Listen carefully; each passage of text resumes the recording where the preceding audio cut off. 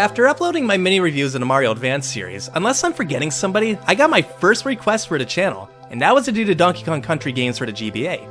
I was already planning on doing so at some point, but I figured, you know what, screw it. Let's do this a little sooner, so never say I don't do requests once in a while. So this one's for you, buddy, who requested this episode. For me, my biggest hurdle with this video was to decide if I should split all 3 games into their own episode, or do I combine them. And as you can tell by the title, I decided to combine them, mainly because each port went through similar changes. Unlike the Mario Advance series, where each ranged from major changes to barely non-existent. So I suppose the biggest question at the time was, is it possible? Could they get this game to run on the GBA without it looking like total shit? Because when you think about it, the Mario series seemed a lot more doable than Donkey Kong Country. You know, like this trilogy was the best looking set of games for the Super Nintendo in terms of graphics, but for the most part they did a pretty good job here. I mean, yeah, the originals look better, but don't forget, these ports were made for a handheld that didn't even have a backlight yet.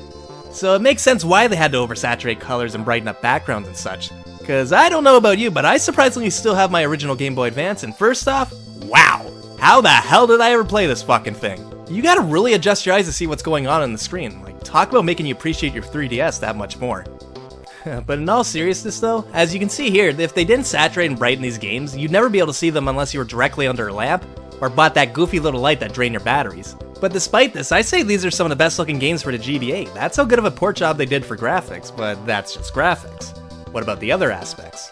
Well, let's talk about the music. In my opinion, Rare did a much better job remixing the soundtracks than Nintendo did with the Advance series.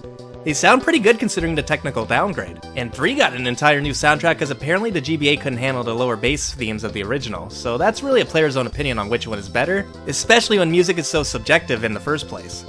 Lastly is the gameplay. It's fucking Donkey Kong Country's gameplay, what's more to be said?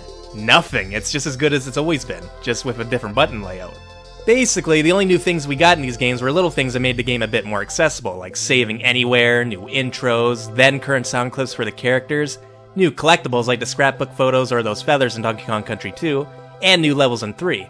The additions are okay, I guess, saving anywhere is nice, I admit the scrapbook pictures are a nice collectible, and outside of Funky's fishing, the minigames are kinda meh.